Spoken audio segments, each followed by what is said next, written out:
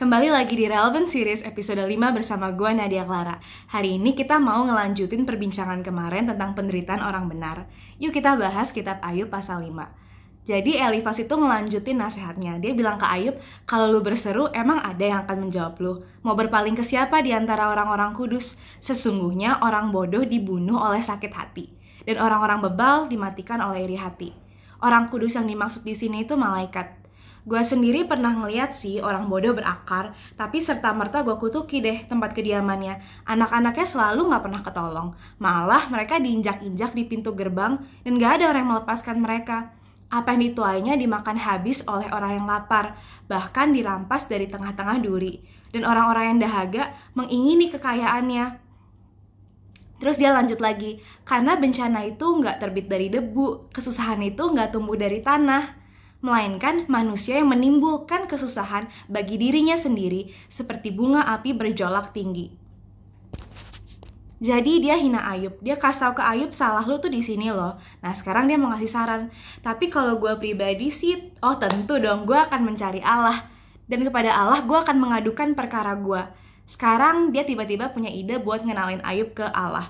Allah itu siapa? Seolah-olah Ayub gak kenal, padahal Ayub itu bersahabat intim sama Allah. Hey Ayub, tahu gak sih lu kalau Allah itu ia melakukan perbuatan-perbuatan yang besar dan yang tak terduga, serta keajaiban-keajaiban yang tak terbilang banyaknya. Ia memberi hujan ke atas muka bumi dan menjatuhkan air ke atas ladang. Dia mengajarin Ayub tentang tangan Tuhan yang menyeimbangkan keadilan dengan dua cara. Pertama, dia ngangkat. Ia menempatkan orang yang hina pada derajat yang tinggi dan orang yang berduka cita mendapat pertolongan yang kuat. Kedua, dia menggagalkan rencana. Ia menggagalkan rencana orang cerdik sehingga usaha tangan mereka tidak berhasil. Ia menangkap orang berhikmat dalam kecerdikannya sendiri sehingga rancangan orang yang belat-belit digagalkan. Rasa hebat mereka tuh kayak gini. Pas siang-siang mereka tuh kayak ketimpa gelap dan pas tengah hari mereka meraba-raba seperti pada waktu malam. Jadi Elifas mau bilang kalau usaha lu tuh digagalkan karena lu tuh orang yang belat-belit. Sekarang dia kontras lagi ke tangan Tuhan yang menyelamatkan. Tetapi ia menyelamatkan orang-orang miskin. Dari apa? Dari kedahsyatan mulut orang fasik dan dari tangan orang yang kuat. Demikianlah ada harapan bagi orang kecil dan kecurangan tutup mulut. Elifas lanjut lagi. Sesungguhnya berbahagialah manusia yang ditegur Allah. Sebab itu janganlah engkau menolak didikan yang maha kuasa. Karena dialah yang melukai. Tapi dia juga yang berbebat. Dia yang memukuli, tapi yang tangannya menyembuhkan pula. Kadang-kadang penderitaan itu emang bentuk teguran yang bikin kita makin dewasa. Kayak orang tua yang sayang sama kita, ngedisiplinin kita. Kalau kita terima tegurannya, dia selalu siap untuk memulihkan. Jadi sebenarnya benar sih yang dibilang oleh Elifas, tapi masalahnya dia menerapkan prinsip yang benar dalam konteks yang salah. Di sini Ayub itu orang benar. Dia lanjut lagi. Nah, jadi nih Ayub, kalau lu terima tegurannya nanti, lu bakalan diluputkan dari 6 macam kesesakan. Dan lu gak bakal kena malapetaka dalam 7 macam. Di sini Ayub tuh emang kena 7 malapetaka. Pencurian lembu, pencurian keledai, pencurian unta, kematian domba dia, kematian pelayan, dan kematian anak-anak sama penderitaan melalui penyakit kulit dia. Dia lanjut lagi. Lu bakalan diluputkan nih, sebaliknya lu bakalan diluputkan. Pertama, lu bakalan bebas dari maut pas masa kelaparan, dari kuasa pedang pas masa perang. Lu bakalan terlindung dari cemeti lidah, dan lu gak usah takut kalau ada kemusnahan. Lu bahkan bakalan ngetawain kemusnahan dan kelaparan, dan lu gak bakalan takut sama binatang liar. Karena antara lu sama batu-batu di padang gurun ada perjanjian, dan lu bakalan berdamai deh sama binatang liar. Oke, dia lanjut lagi. Sebaliknya, ini nih yang bakalan lu alamin. Lu bakalan ngerasain gimana enaknya kalau kemah lu itu aman. Dan pas lagi meriksa tempat kediaman lu gak akan kehilangan apa-apa. Keturunan lu bakalan banyak kayak rumput di tanah. Wah, ini kejam banget sih. Elifas ngomong ini tuh sama orang yang lagi berduka karena kematian 10 anaknya. Lu bakal turun ke kubur dalam usia tinggi seperti berkas gandum dibawa masuk pada waktunya. Sesungguhnya semuanya itu telah kami selidiki. Dan memang demikianlah adanya, maka dengarkanlah dan camkanlah itu. Wow, Elifas pede banget sih dalam kemampuan dia buat diagnosa situasi. Oke, apa hubungannya sama kita? Lewat Elifas kita ngeh dua hal. Kata Pengkhotbah 3 ayat 17, ada waktunya untuk berdiam diri dan ada waktunya untuk berbicara. Hikmat bantuin kita untuk bisa bedain keduanya. Kata Yakobus 1 ayat 19, setiap orang hendaklah cepat untuk mendengar, tapi lambat untuk berkata-kata dan juga lambat untuk marah. Di sini Elifas tuh belum dengerin Ayub sampai tuntas. Gue ngeliat website nih, kalau kata Bang Togar, ini gue juga sekalian introspeksi diri, hati-hati sama keinginan buat kelihatan pintar dan kebutuhan untuk pengakuan.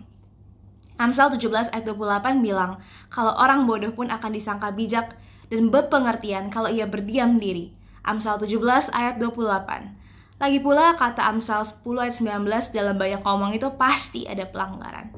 Bang Togar juga bilang, kalau orang bijak itu nggak dilihat dari seberapa ia mendominasi pembicaraan, tapi seberapa tepat perkataannya. Karena perkataan yang diucapkan tepat pada waktunya itu adalah seperti buah apel emas di pinggan perak.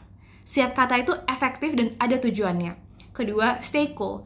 Kata Amsal 17 ayat 27, orang yang berpengertian, berkepala dingin.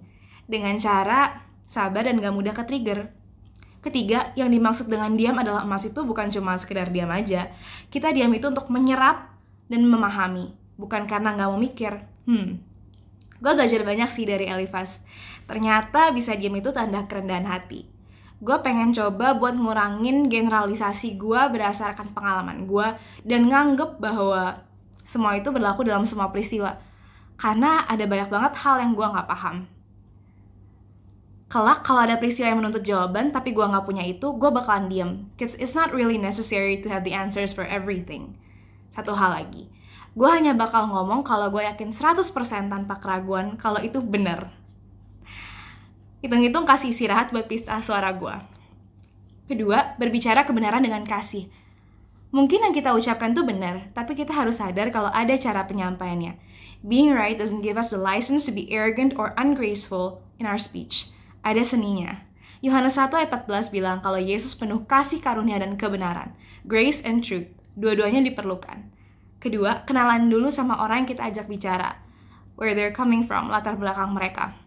Gue suka sedih kalau ada orang yang bisa dengan gampang menyatakan orang lain berdosa. Gue rasa itu bukan porsi kita. Our job is to love and not to judge. Pada akhirnya, cara pandang kita emang harus dirubah.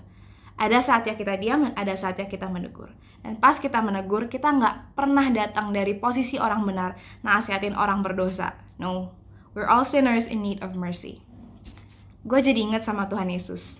Di Matius 9 ayat 36a, ditulis bahwa melihat orang banyak itu, tergeraklah hati Yesus oleh belas kasihan kepada mereka. Nah, kalau kita berada di posisi Ayub, yang bisa kita lakukan ini sih. Pertama, mengabaikan cemooh. Amsal 12 ayat 16 bilang, bodohlah yang menyatakan sakit hatinya seketika itu juga, tapi bijak yang mengabaikan cemooh. Diam itu bukan tanda kebodohan, justru tanda kebijaksanaan. Kedua, sadar kalau Allah adalah hakim, sama filter nasihat orang lain. Karena ada beberapa teguran yang layak didengarkan, dan ada yang bisa kita tepis aja.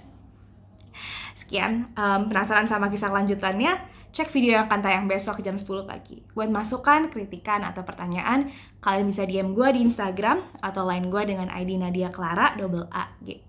Solo Dios Basta.